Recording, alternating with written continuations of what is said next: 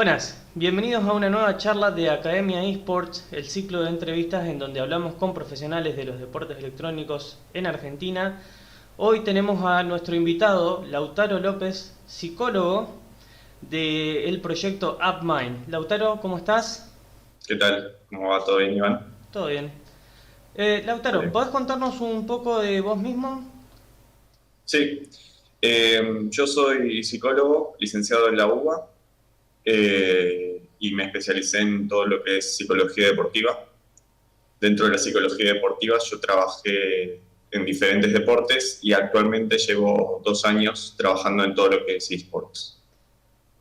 Actualmente, por ejemplo, estoy trabajando en el equipo de Global Emerald Team, que compite en la LVP de Argentina de LOL. Bien, y estás trabajando en un proyecto nuevo que se llama AppMind. ¿Querés contarnos un poco sobre Sí, eso? dale. Sí, trabajo también dentro de la consultoría de AppMind. AppMind es un grupo de psicólogos y profesionales de diferentes ámbitos eh, que se encargan de trabajar con equipos o jugadores para potenciar de diferentes lados su rendimiento dentro de los esports. Muchos somos psicólogos deportivos, que ya voy a ir explicando de qué consisten las tareas del psicólogo deportivo. Y también hay preparadores físicos que agarran justamente la parte más física de los jugadores, como es la prevención de lesiones, el cuidado físico para sacar el mejor rendimiento posible. Claro. ¿Nos Lo que podés, hace, nos, sí, nos podés contar un poco, así como para empezar a indagar sobre el asunto, qué es un psicólogo deportivo? ¿Qué es lo que hace específicamente dentro de un equipo? bien. El psicólogo deportivo puede trabajar con un deportista individual, por ejemplo, un deportista que quiere potenciarse él individualmente, entonces consulta con un psicólogo deportivo. Pero lo más habitual, por lo general, es encontrarse que el psicólogo deportivo trabaja en todo el equipo. Por lo general se ve al psicólogo deportivo dentro del staff técnico, es decir, están los coaches o el coach liderando el proyecto, poniendo los objetivos y demás, que es lo que quiere conseguir este equipo. Y el psicólogo deportivo se adapta y se acopla a las necesidades que vea el coach que tiene el equipo y trabaja en base a eso. Se puede trabajar tanto individualmente dentro del mismo equipo, por ejemplo, con jugadores que necesiten ciertas herramientas o aprendizajes, por ejemplo, no sé, manejo de las emociones quizás, o motivación, ansiedad, un montón de variables psicológicas. O también puede trabajar a nivel colectivo, por ejemplo, cohesión de equipo, comunicación dentro de los miembros del equipo. Eso según se vaya viendo las necesidades, momento de la competición y demás cosas. Claro, manejar el estado mental en pos de un objetivo que, bueno, generalmente tanto para el deportista individual como para un equipo, asumo que es ganar, ¿no? Sí, Me por lo imagino, general, sí. sí, me imagino que en los eSports esto tiene un poco más de peso que en los deportes tradicionales. ¿Hay alguna diferencia en particular que vos hayas visto trabajando en ambos campos? Sí, hay diferencias. Creo que en los esports es un poco más consciente la gente que consume esports, ya sea deportistas, coaches, streamers, son más conscientes por lo general de la parte mental, de lo importante que es, por ejemplo, eso de manejar bien las emociones o tener una buena comunicación, el tema del tilteo, que es, bueno, súper común en los esports. Eh, Creo que son más conscientes de eso y en los deportes tradicionales, si bien muchos equipos cuentan con psicólogos, suele dejarse mucho más de lado toda la parte mental en el deporte. Eh, y sí noto que los esports, la característica de que sea virtual o gaming office, pero que en definitiva no haya ¿cómo se dice? Un trabajo tan físico conjunto entre los miembros, sino que sea cada uno desde su compu, por más que sea una gaming office o cada uno desde su lugar, desde su casa, eh, hace que a veces la interacción entre los miembros de un equipo sea diferente. Entonces me encontré con que muchas veces el tema de cómo manejar los equipos en cuanto a cómo se llevan entre sí los miembros sea bastante diferente. Eso sí. Después, a lo que va, por ejemplo, temas de, no sé, eh, cómo se entiende la motivación, qué pasa cuando hay mucha ansiedad, mucho estrés o problemas emocionales o demás situaciones que pueden tener lesiones, por ejemplo, que puede haber dentro de ya sea esports o fuera de los esports. Es más o menos el mismo. Es decir, la teoría que yo uso para trabajar con los jugadores o los equipos es la misma dentro de los esports que en los deportes tradicionales. Lo que se diferencia es que obviamente el deportista va a tener una necesidad diferente, entonces yo tengo que conocer qué necesita el jugador o el entrenador para saber cómo adaptar la teoría y los conocimientos y herramientas que tengo al deportista. Por ejemplo, en el LOL el tipo de atención y concentración es diferente que en el Counter o que necesita, por ejemplo, para jugar al básquet, porque son diferentes tiempos, diferente cantidad de estímulos que tiene que estar atento el deportista. Entonces, yo como psicólogo tengo que conocer ese ámbito deportivo para saber cómo el deportista tiene que encarar, por ejemplo, la atención y la concentración. ¿Te ha planteado así como un desafío personal adaptarte a los eSports teniendo toda esta formación dentro de deportes tradicionales? Sí, me interesó siempre, o sea, siempre fui consumidor de diferentes videojuegos y siempre me gustaron. Y a medida que me fui desarrollando y formando en la psicología deportiva, y aparte, bueno, cada vez va creciendo más y más, me daba cuenta que era mucho más posible trabajar también en la parte de los esports, así que me fui capacitando, formando. Había muchos videojuegos que no estaba tan familiarizado, así que y sigo formándome, buscando diferentes conocimientos. Sí. Claro. Y hoy mencionabas que el psicólogo deportivo es parte del cuerpo técnico, ¿no? Uh-huh. Yo me imagino, ¿no? Dentro de mi desconocimiento, por ahí todos los equipos tienen una especie de director técnico. Y me imagino, vos como que ayudás a cumplir la visión del director técnico, trabajás más bien como paralelo. ¿Qué función cumplís específicamente dentro del cuerpo técnico o dentro de la relación con tus colegas Uh-huh. profesionales, digamos? Normalmente como trabajo yo es formando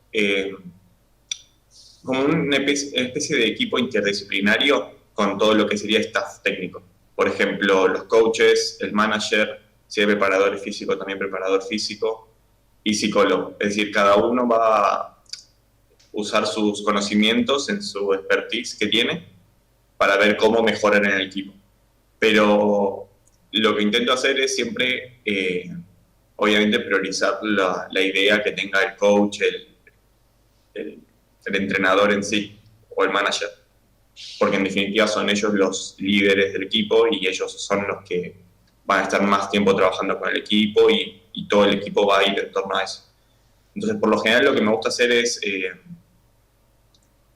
hacer quizás una evaluación primero del equipo, si hay tiempo, o sea, si estamos en pretemporada, por ejemplo, hacer una evaluación del equipo, a ver diferentes aspectos y variables psicológicas que tan bien o mal están. Y en base a eso yo le hago una evaluación a los entrenadores diciéndole, bueno, vi tal y tal cosa del jugador, del equipo, me parece que habría que priorizar esta cosa, priorizar la otra, y ellos me dicen, sí, me parece bien, o quizás creo que es más prioritario trabajar, por ejemplo, la comunicación antes que la ansiedad individual del deportista, por decirte algo. Y bueno, y yo me baso en eso y a partir de ahí trabajamos. Claro, se Sí. hace un plan en conjunto en lugar de... No es como que estás separado del equipo, como que sos una especie de asistencia, sino que efectivamente trabajás activamente en la planificación de los objetivos de un equipo. Sí, de hecho el tema de planificar objetivos es parte, o sea, no es parte del psicólogo deportivo, pero la psicología deportiva te da muchas herramientas para establecer buenos objetivos. Así que a mí me gusta meter un poco de mano en cómo se diseñan los objetivos. Las metas las va a poner el entrenador, pero a mí me gusta ayudarlo para que sean las metas, para que se consigan las metas. Entonces, cómo establecer las metas, para mí es parte también del psicólogo deportivo. Pero sí, me parece mucho más interesante trabajar de esa forma antes que sea de una forma paralela, porque aparte hay mucha información que si no se pierde, si no hay comunicación entre el psicólogo y el staff y los coaches o managers, hay mucha información que las dos partes dejan de tener. Entonces, y eso quizás, aunque no te des cuenta, retrasa o hace un poco más lento todo el trabajo. Sí. Sí, me imagino que sí, digo, lo veo como bastante fundamental al estado mental a la hora de encarar un eSport. Eh, ¿Nos podrías contar así o ejemplificar cómo se plantea una estrategia o cómo se plantea un trabajo así en particular en cortito? Sí, sobre algún tipo, alguna habilidad mental en especial. Supongamos que estamos en pretemporada, ¿no? Y yo tengo mi Bien. equipo de League of Legends o de Counter-Strike. ¿Cómo planteamos la estrategia desde la psicología deportiva para decir, bueno, encaramos así la temporada de este año? Bien. Bueno, creo que lo primero que haría sería un poco lo que te decía antes, evaluación. Evaluación mental, es decir, qué características tienen los jugadores, qué características tienen como equipo, y que el entrenador, el coach también lo haga. Es decir, en qué nivel de juego tiene el equipo, por ejemplo, ahora. Y en base a eso se arma en conjunto el establecimiento de metas, por ejemplo. Bueno, nos vemos bien como equipo a nivel rendimiento, qué tipo de metas se pueden establecer a corto y medio plazo y quizás final del split. Y yo como psicólogo deportivo, en base a lo que ve en la evaluación, puedo decir, por ejemplo, quizás haya que hacer diferentes dinámicas grupales para, por ejemplo, mejorar la comunicación. Entonces me establezco que en las primeras, no sé, 2 o 3 semanas me encargo solamente de trabajar la comunicación. Entonces busco diferentes intervenciones y actividades para mejorar los vínculos entre los diferentes jugadores, por ejemplo. O quizás hago, sino también talleres de psicoeducación, en donde yo les quizás hago visible cosas invisibles que pasan dentro del juego, por ejemplo, el tema de cómo manejo las emociones, ¿no? Entonces, cómo afecta, por ejemplo, al equipo que yo esté tilteado. Bien, entonces quizás eso hago un taller de psicoeducación explicando más claramente qué factores intervienen, qué está bien y qué está mal, cómo cambiarlo. Y en base a ese primer taller vamos trabajando grupal o individualmente con los jugadores.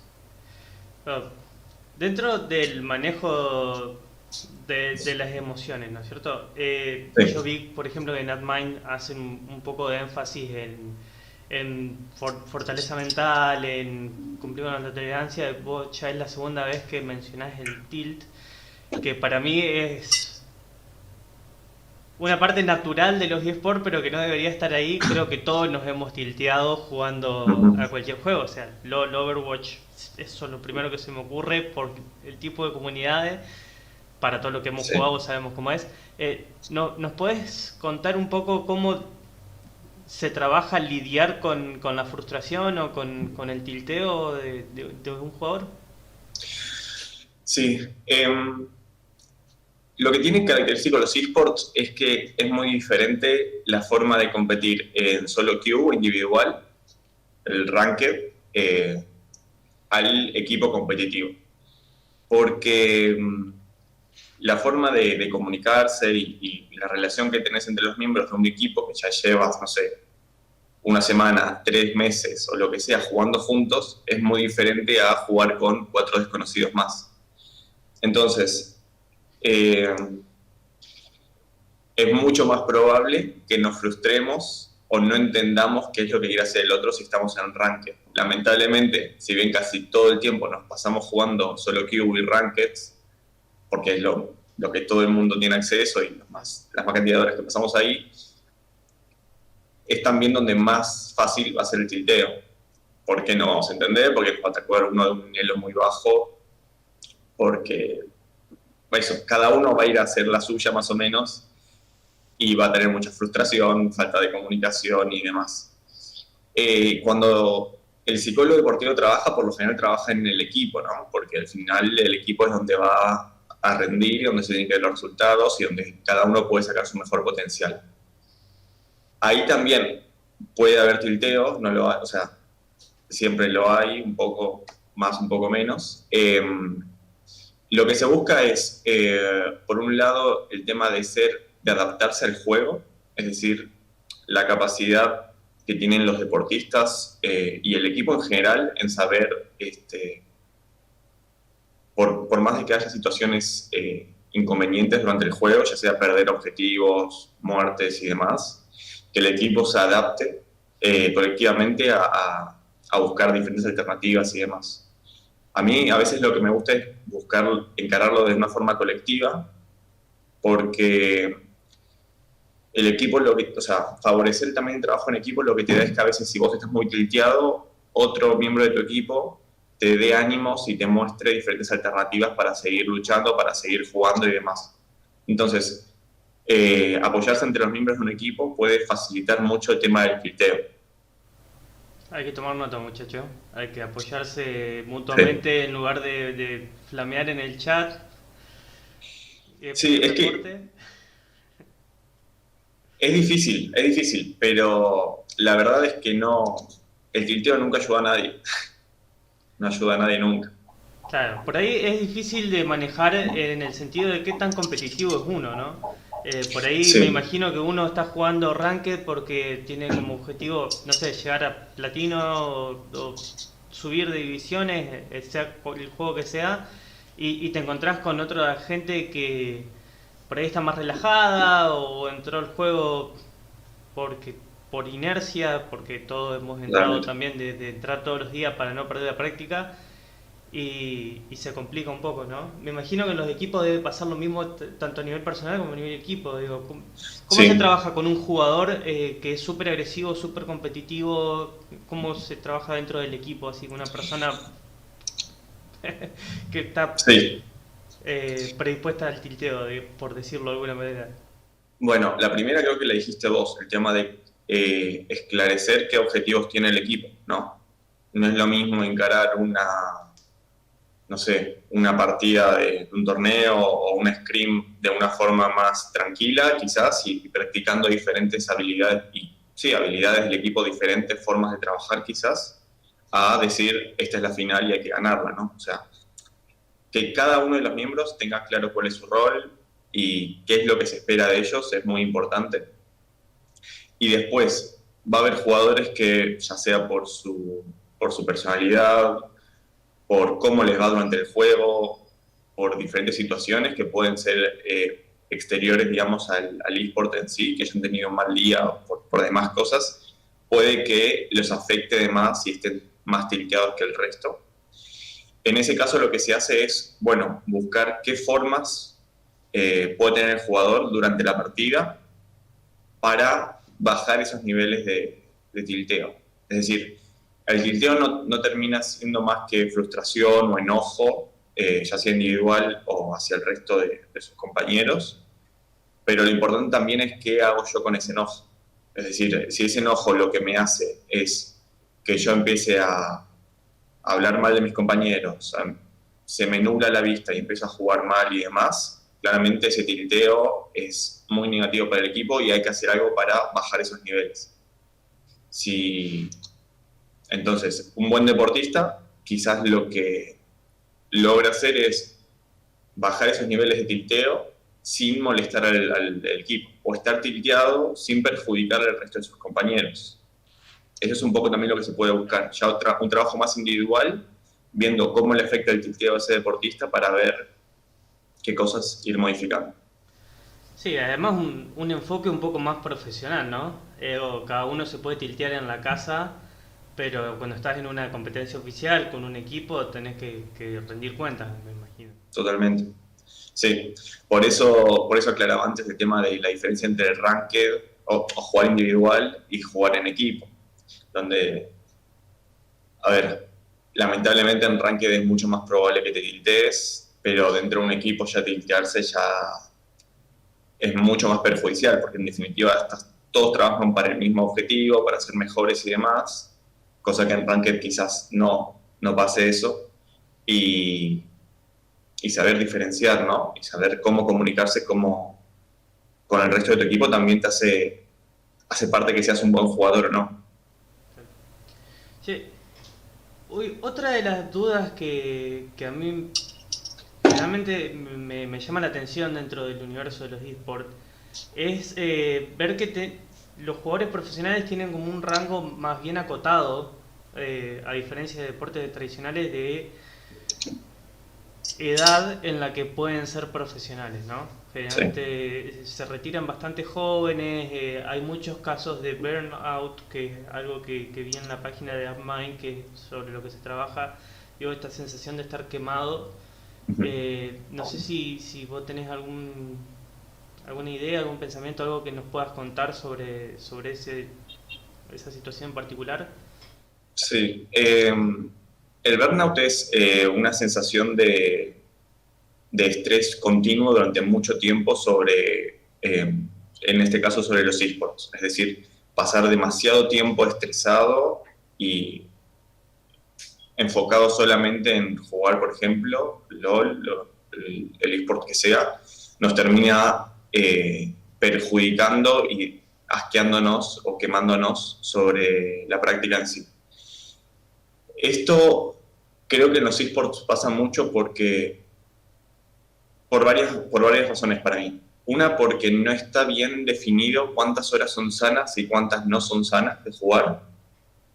Otra, porque tenemos, o sea, para practicarlo tenemos que estar en la compu y podemos estar todo el día si queremos jugando sin problema. Es decir, no es que tenemos que ir a una cancha, no es que hay ciertos horarios que cumplir para poder practicarlo. Eh, y también falta un poco de conocimiento en el área, ya sea más en el tema de investigaciones y también desde un aspecto de los coaches en cuanto a cuántas horas es conveniente entrenar, de que no se sabe bien si es mejor entrenar 6 horas, 8 o 13. Entonces, es bastante normal, sí, lamentablemente para la escena, que muchos jugadores terminan quemándose y exigiéndose de más y eso les perjudica mucho. Eh, una cosa importante que tratamos de concientizar en AppMind es el tema del entrenamiento invisible. No solamente se entrena cuando estamos jugando solo Ranked, sino también el tiempo que tenemos para descansar y hacer otras cosas. Eh, el cuerpo y la mente necesitan descansar para poder entender esos conceptos que venimos trabajando, por ejemplo, o recuperar las energías que gastamos durante la competición.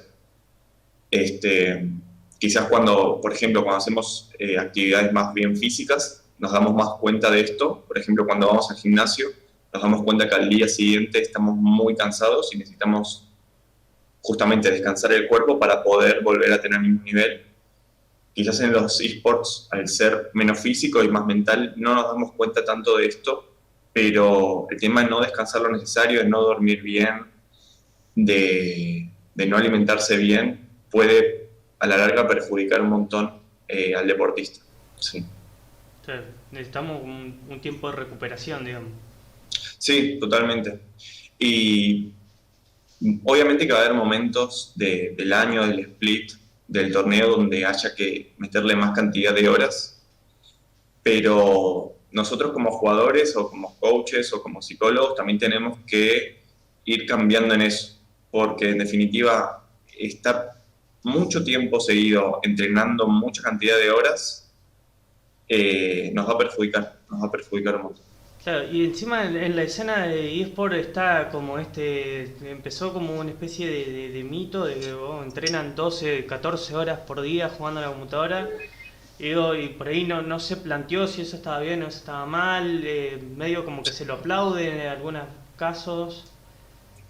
Sí, sí, justamente como te decía, creo que falta, o sea, toda la escena de eSport competitiva está creciendo, también crece la parte de investigación, es decir, tener datos más empíricos de qué conviene y qué no, pero todo el tema del entrenamiento todavía, en cuanto a cantidad de horas, creo que falta un poco más explorar eso.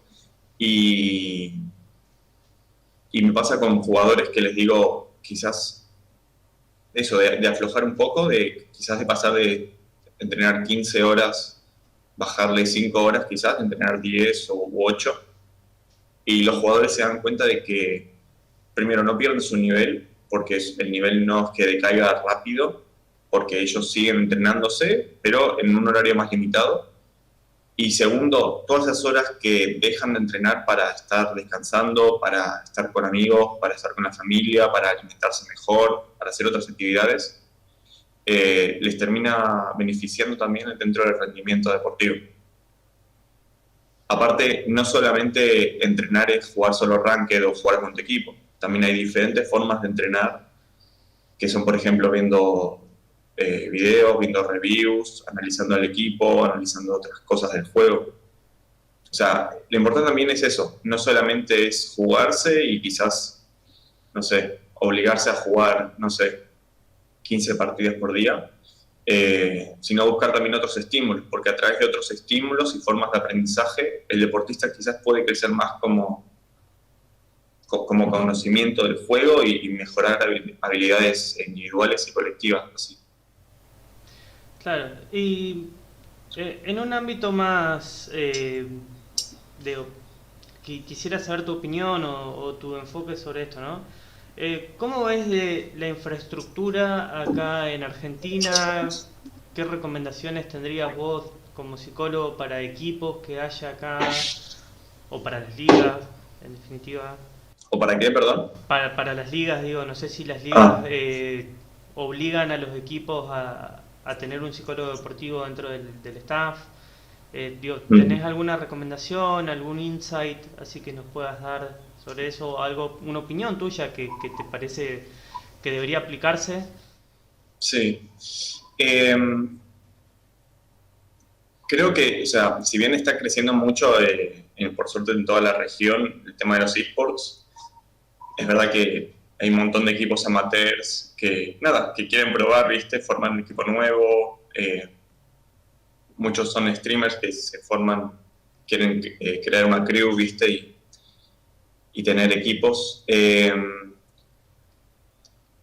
Creo que las cosas más importantes es ser capaz de ser lo más serios posibles, es decir, muchas veces depende del nivel competitivo, no sobre la plata y el presupuesto como para tener psicólogo deportivo, si se puede tener mucho mejor, porque va a poder fortalecer un montón de habilidades del equipo y de los coaches, por ejemplo, en cuanto a liderazgo, por ejemplo. Eh, pero si no se puede, sé que hay que ser el caso de muchos grupos y equipos. El tema de intentar encararlo de una forma lo más profesional posible, es decir, respetando, por ejemplo, ciertos horarios de entrenamiento. No tanto el burnout, sino el tema de ser organizado, quizás, eso está bueno. Y buscar formarse siempre. Por ejemplo, desde Upmind sacamos cursos para no solamente jugadores que se quieran formar en psicología deportiva y actividad física, sino también para coaches, para staff de equipos como puede ser managers, CEOs y para psicólogos deportivos que quieran especializarse en los esports. Porque notamos que si bien está creciendo todo el área, todos los esports, con formación y conocimientos específicos de los temas, los coaches pueden ser mejores coaches, los jugadores van a ser mejores, y entonces mejorando toda esa base podemos hacer que crecer individual y a nivel regional mucho más rápido. Bárbaro. ¿Querés tirar algún contacto, alguna forma de entrar en contacto con la gente de Upmind? Sí, Upmind nos encuentran en Twitter, Instagram y también tenemos página web que se llama upmind.com. Eh, y a mí me pueden encontrar por Instagram como sí, Lautaro. Bárbaro. Bueno, Lautaro López, si no me equivoco. sí, Lautaro López. Sí, Ahí es está, gracias. PSI, psicólogo, PSI, por supuesto. exacto, Lautaro López. No me sé mi Instagram de memoria. No importa, lo vamos a poner acá abajo en la descripción. Seguramente vamos a Dale, poner el link para que todos puedan acceder. Y bueno, desde ya, muchísimas gracias por tu tiempo, Lautaro. Nos has no, un dado placer. un gran panorama de lo que es la psicología deportiva dentro de los eSports o aplicada a los eSports, que es algo que nosotros consideramos parte muy importante dentro del desarrollo profesional de los equipos, creemos que todos los equipos deberían tenerlo, y que si no se conocía, bueno, es un buen campo de entrada y recomendamos que visiten la página de AppMind para más información. Genial, muchas gracias.